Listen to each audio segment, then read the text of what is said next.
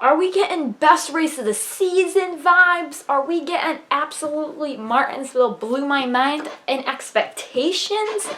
I think we got a lot of drama to talk about in this episode. Martinsville delivered. Even after it got rained out again, it delivered in a big way. Coming up, we're going to talk about Martinsville. We're going to recap all the drama, all the little teeny incidents that happened, maybe touch on the Xfinity race a little bit. Talk about the rain and how it is raining down in Martinsville. Got the rains down in Martinsville. Okay, whatever. And then we will head over to the results in Winner's Spotlight, where we'll review the second winner of the season, our first repeat. I'm going to put this race on hit the gas or hit the brakes.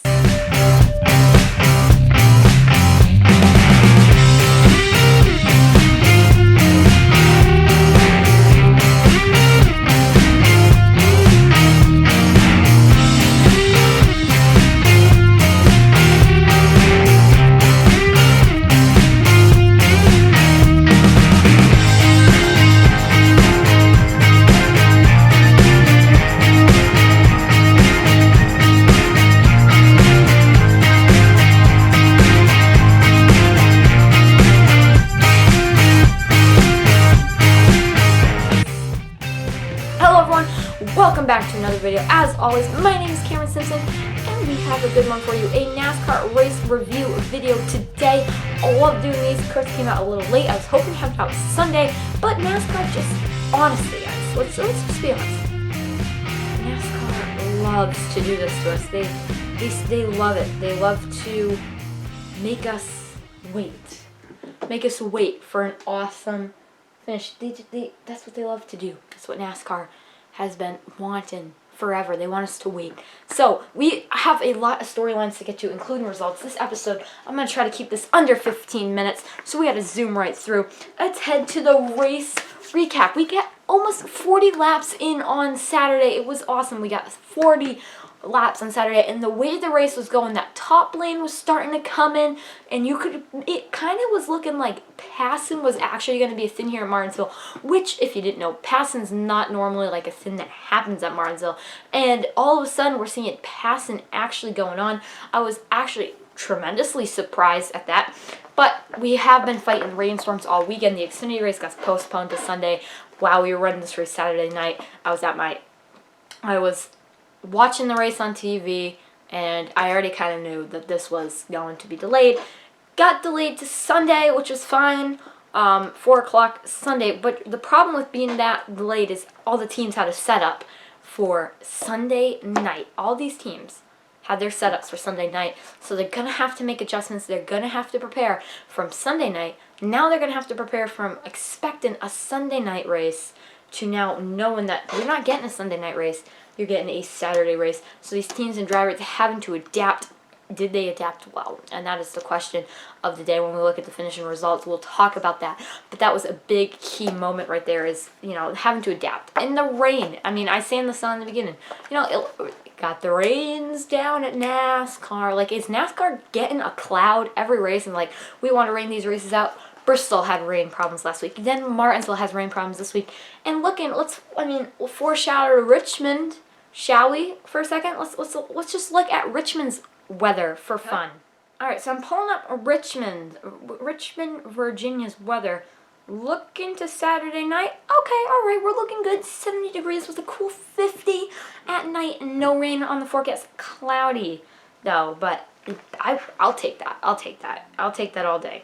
That's fine. I was wondering to see if we'll have that. Have the irony, right, of, guess what? More rain. But NASCAR has battled the rain all year. Daytona 500. We had to battle the rain for a number of races this year. And Martinsville, though there is hope. Martinsville did have a rain tire test the other week, so hopefully, maybe in the near future. I don't see it happening this year. Everyone was asking about, well, why can't they just pull the rain tires out? Number one, it is still in testing. We still don't know how it really works. That track was not soaked. It was damp when they ran that test. So it's a very tough situation to be in right now. We'll see as time goes on, though, what happens and how NASCAR can adapt to this. They're going to need to adapt. We are getting rained out significantly in the last 3 years. The number of rain races has went up significantly, and it is a concern, and it could be for the worst. But besides the rain, which we have talked about, let's talk about the race overall. Stage 1, very interesting, of course, after the rain delay, even before the rain delay, really good racing. Stage 2 rolls around, and we have a handful. Stage 2 was a little damp, but I still thought it had pretty good racing in it. But then Stage 3 comes around, and we have a handful of incidents I want to talk about, give a quick reaction to. Let's start with Daniel Suarez versus Brad Keselowski. Suarez is going to have a little bit of a theme here today. Daniel Suarez was riding with Brad Keselowski. Brad Keselowski running not great, towards the back of the pack. And I think he got loose coming in the corner, came up on Brad Keselowski, turned Brad Keselowski around. I was thinking that this might escalate. I have not heard as of recording of anything more coming out of this that I personally thought that this would escalate. I thought that there would be more going on, but nothing much has came out of this, which is good. I think it was just a minor incident compared to some of the other stuff I'm going to talk about and go on a Rion page about, but I think that this was an incident nonetheless that that Brad Keselowski should kind of be mad about. Daniel Suarez, was kind of just in the way for most of this race. Honestly, he wasn't really running well. He was kind of just in the way, and Brad Keselowski wanted to get by him, and Brad Keselowski has every right to want to do that, but the problem is that he came up top. Daniel Suarez got loose. Who do I blame here? Daniel Suarez, I blame. This is totally Daniel's fault. He got loose, came up, and turned the two around, but it's a racing incident. You can't completely go, Daniel Suarez messed this up there. The other one here is Kyle Busch and my lovely new friend Chris Buescher. Now, there's many different opinions on this. I'm going to give you mine, and I'm going to give you some analogy behind my opinion, and then I'm going to kind of give you the other side of the story here.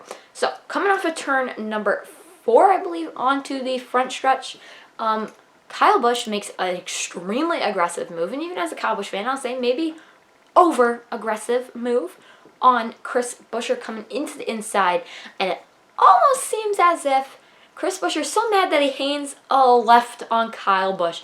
Now, not almost as if, I think he did. I think he hanged a left on Kyle.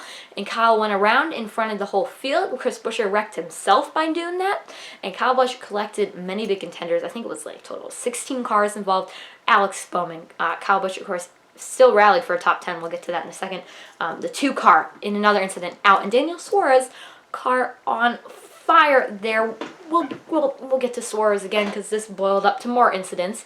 But this incident in general, though, caused some speculation. Jeff Gordon was the first one to say, well, did this happen on purpose? It kind of seemed like this is tough to do coming off the straightaway, really, to get loose when you're on the outside, coming out of the corner onto the straightaway. They were on the straightaway by then when he seemed to hang a left. It's a tough instance to get loose in that case, and I have to agree with Jeff Gordon on there. Clint did not believe that, but Jeff Gordon on the broadcast said, I think he hanged a left out of frustration. An extremely rookie mistake, and I think it should be fined. If NASCAR really should look into this, in my personal opinion, you need to, I mean, as I am a Kyle Busch fan, Kyle Busch was not in contention for this race, guys, so blow that out of the window for a second. Just throw that theory that, he's saying that because he's a Kyle Busch fan. Throw that out the window for a second here. Because Kyle Busch still rallied back for a top 10, and I'm satisfied with that. He was not in contention for the win. So don't even go down that road.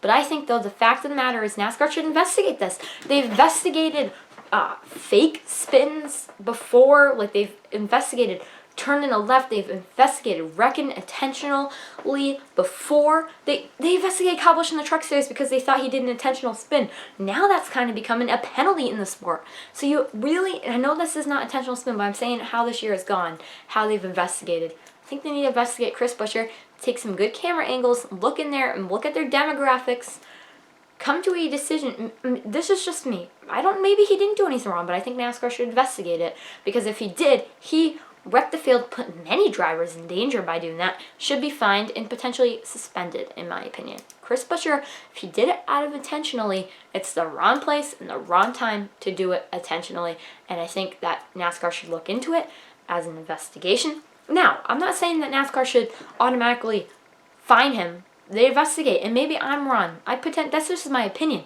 The facts do say, though, that he probably got a little loose, but it's hard for me to think that you get loose coming off of that corner like that, but that is my personal opinion on that one.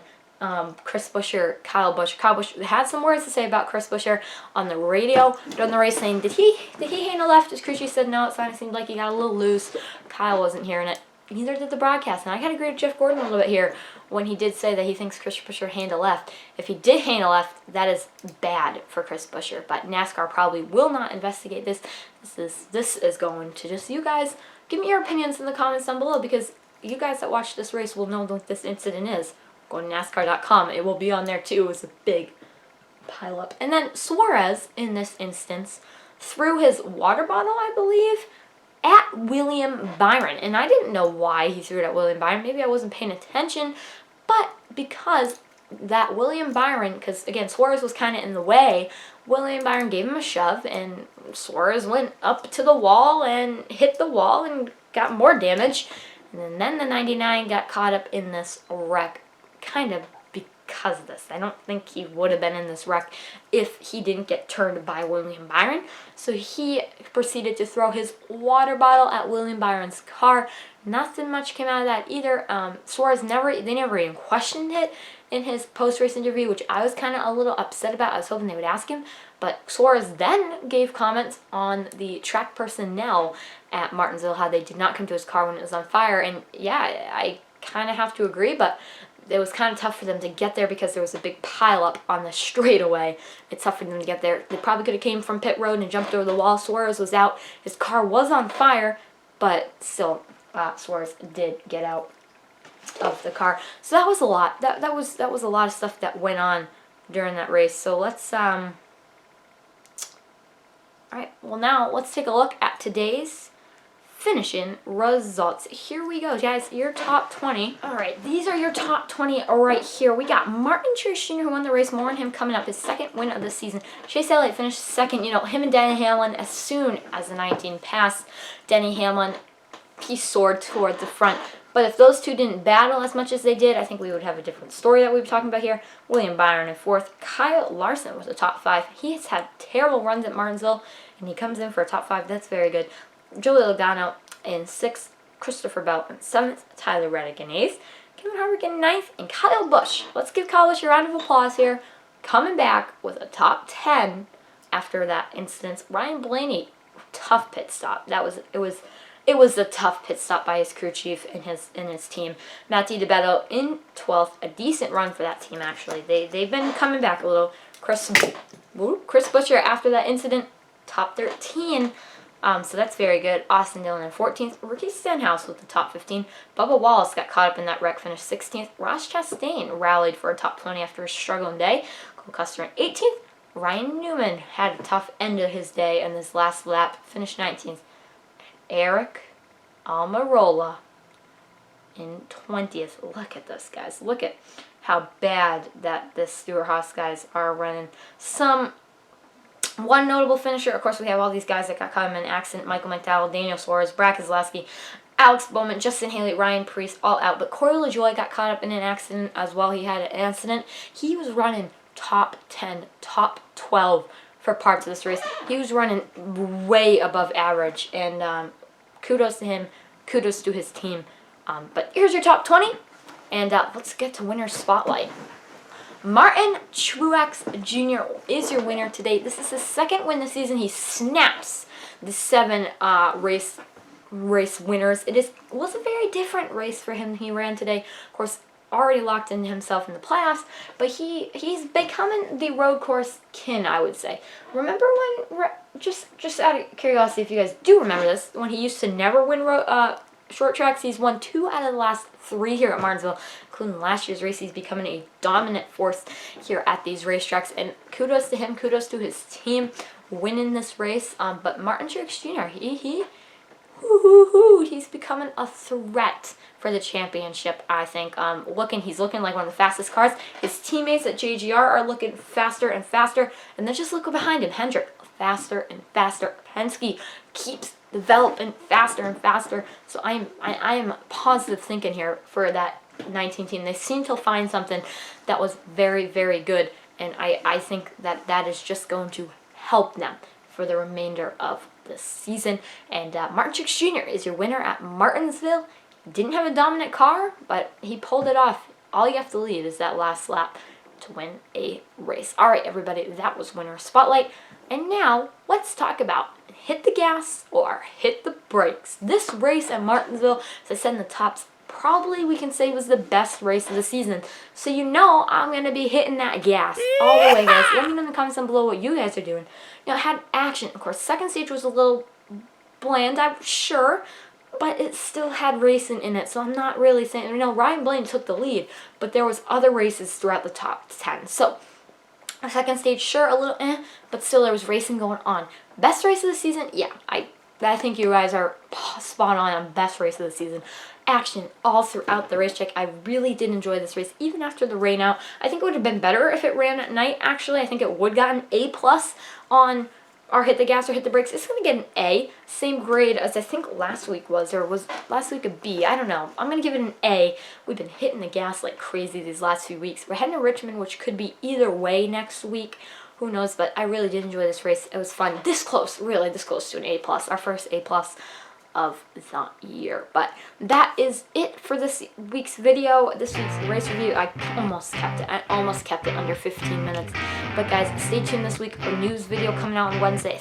I'm looking here at my computer. We had a lot of news coming in the last few days around the sporting world. And then Friday, Fun Friday, we reacted to some NFL fights. So stay tuned for all of that. In my Q&A video, I promised the Q&A. I think that's either coming out Tuesday or Thursday. So stay tuned to get into that video and drop your questions and I will answer them right now. Alright, see you guys. Thanks for watching. Richmond next week. Cannot wait. And then we head to Talladega.